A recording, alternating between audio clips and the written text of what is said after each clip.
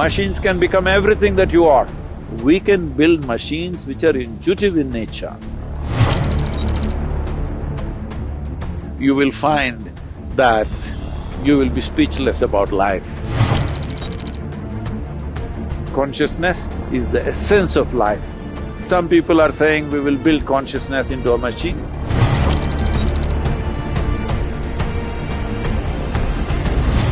Namaskaram, Sadhguru.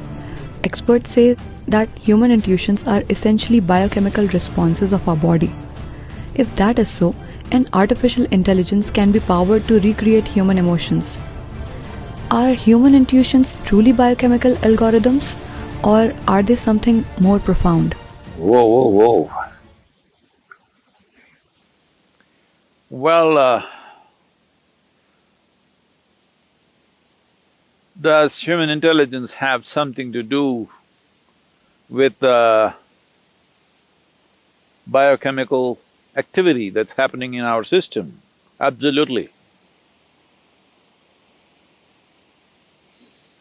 Well, when you know today that you being mentally balanced or imbalanced, you being stable or unstable, you being clear or unclear in your mind, has a chemical basis to it, or even you being happy or unhappy, loving or not loving, joyful or miserable, all has chemical basis. One way to understand this is, it is all a question of intelligence. Right now, as you sit here or wherever you sit, whether you make this experience of sitting here beautiful or ugly is a matter of intelligence, and it is also a matter of chemistry. They are not different. It is completely wrong to understand intelligence as thought. Thought is just one small expression of intelligence. This is a folly that modern societies have made because the modern education system has made people believe that thought is the only form of intelligence.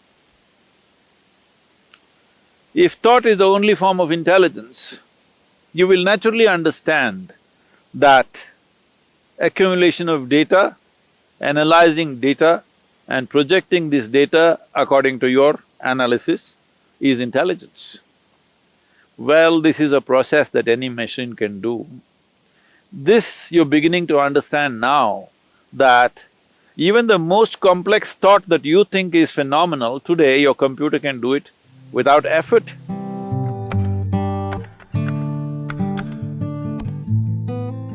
Do you see a simple calculator can do more mathematics than your teacher can do?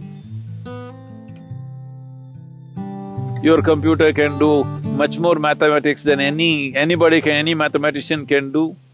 So, obviously, what you thought is a very difficult intellectual process is being processed by a machine far more easily than you can imagine. Now, people argue, but mathematics is one thing, literature is a different thing, music is a different thing. Well, I'm telling you, whether it's literature or music, which are considered more, outpouring of human heart,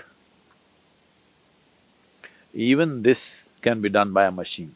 Well, we've still not built machines good enough to do that maybe, but you will see in the next 25-50 years' time, maybe, I don't know how long, but it will inevitably happen. You can't make out, or probably it will be more perfect. So, this about intuition. First thing to understand about intuition is not a different level of intelligence. Intuition is just simply a different level of computing. That is, let us say, let me make it very simplistic for you, just for the sake of understanding. Right now, Let's say you had a child or you had an infant who has grown up just inside a room, never seen outside. Suddenly you bring him out and show him this tree. You know what he's doing? He's gathering data, color, form, the way it moves, the way it is. He's just taking up data through his sense organs. Let him watch this tree for a few minutes. Let's say he has grown up after some time and you ask him to, let's say, depict a tree, most probably he will depict it nearly 90% right. But now the process of assimilating the tree in his mind is not logical. He is not saying the leaf is 5 centimeters by 7 centimeters, the color is this kind of green, which is a combination of that, that and that. No, there is no logical assimilation, it's intuitive, simply just like that. The picture comes to his mind. Because all the data is there, processed, and jumps all the steps of 1, 2, 3, 4 and just gets there. So intuition is just that your computing is in such a way that you don't go through the logical process every time. So intuitive means your computing is skipping the logical steps and arriving at the answer, which is definitely a more sensible way to conduct your life. Is this just a biochemical algorithm? Well, I would say 100% yes. So, when we say biochemical algorithm, it is in a constant flux, you can set it the way you want. By genetics, by culture, by external influences, it's set one way. But if you are conscious, you can set it in another way. So is it just biochemical algorithms? When you say it is just, you are thinking that, am I just a mechanical process? Well, there is a mechanism. The question is whether this mechanism is conducted consciously or not.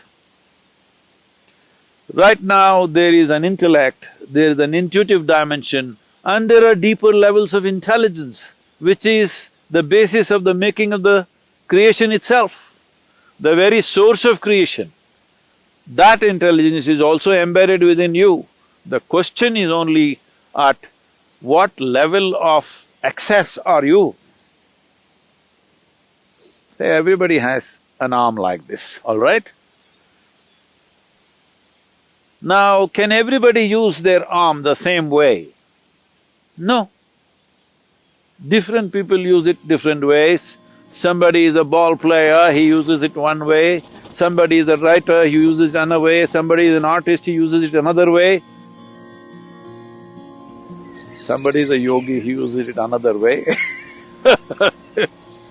because you have figured out certain aspects of life, somebody else has figured out another aspect of life. Depending upon how you apply yourself, accordingly, your biochemical algorithm is constantly changing. It is not a set process. Well, there are certain settings, because otherwise you won't have a starting place. Like I already said, genetics, cultural influences, samskriti, that is generations of learning that's happened within you. All these things put together, there is a certain algorithm, but it is not set, it is fluid. You can change it every moment of your life. So your intuition, what kind of intuition do you have? People are just doing guesswork all the time and thinking it's intuition. No. If you want to develop intuition, first thing is, you must learn how to simply sit here, fully alert and not thinking about anything. Somebody was asking me, Sadhguru, when you're riding, what are you thinking about? Why the hell am I thinking about anything? I'm just riding. That's why I'm still alive because the kind of risks that I've taken on 2 wheels, I'm still alive because I don't think a damn thing. If you know how to simply sit here, alert but unthinking, Oh, how is that possible? I'm asking, how is it possible for you to think when so much is happening out here? If you pay attention, you will not think. So the most important aspect of life is your attention, not your thoughts. This is what a child who saw the tree for the first time did. Attention. If your attention is on all the time,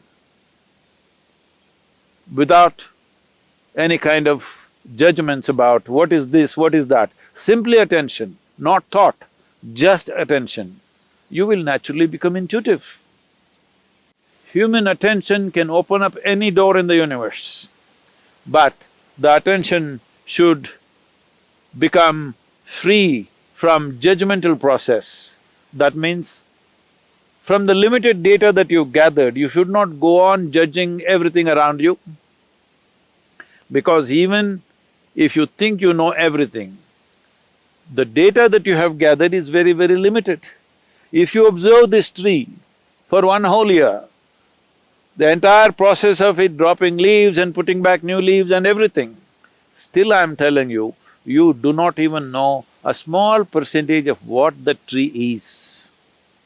If you want to understand the biochemical algorithm of that tree, we do not know how long it will take for you to grasp that. So this is a much, much more complex mechanism than the tree. So definitely this, if you spend a lifetime paying attention to this, still what you know is very little. But if as you become more and more conscious, you determine the biochemical algorithms. That means you determine the nature of the experience. But now the question was, can we build machines like this? Yes, we can. As we can build machines which can do math for us, we can build machines which will write stories for us, we can build machines which will make music for us, we can build machines which are intuitive in nature. So, this is a very valid question. This is a question that needs to be looked at more profoundly than just talking about intuition or emotion. It needs to be looked at as a life process, because life process is such, there is no separation between intelligence, intuition, thought, beat of the heart, function of the liver, function of the kidney, or what the spleen is doing, what the brain is doing. There is no differentiation. It is one seamless function. To grasp it that way is most important. Only then you will know life, only then you will experience life to its fullest. Only then you will find that you will be speechless about life because there is no word. What is there?